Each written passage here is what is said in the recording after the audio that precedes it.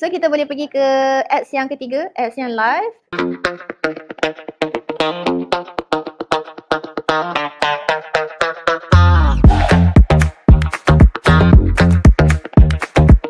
Yang last sekali adalah live promote. Okay, live promote kita akan create live ni. Okay, untuk live promote ni, untuk mereka yang rajin live, okay, ads ni sangat-sangat sesuai kalau anda buat bila dia punya ads tu dekat dengan waktu anda nak live. Jangan anda buat awal-awal pagi dah buat ads. Tapi anda live tu malam karang baru live. Dia sebab apa? Kalau makin dekat, sebab bila orang klik, dia akan terus pergi dekat anda punya live session. Macam tu. Okay, so buat kalau boleh 30-15 minit tu dah buat dah siap dah. Okay. Okay, masukkan sama juga basic setting, masukkan nama campaign live anda, live apa? Live year end sale. Contoh, set daily budget. Kalau ada rasa daily budget anda berapa, boleh set kat sini. And then, waktu anda live.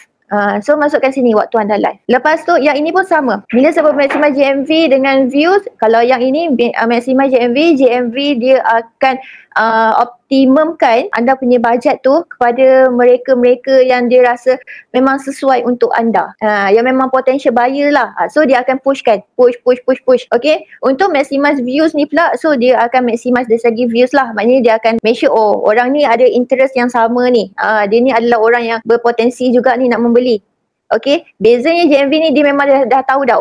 GMV ni orang ni dah biasa dah membeli turun sekolah. So dia akan pergi dekat potential buyer tu. View orang ni dia ada interest dengan turun sekolah tapi tak nak beli lagi.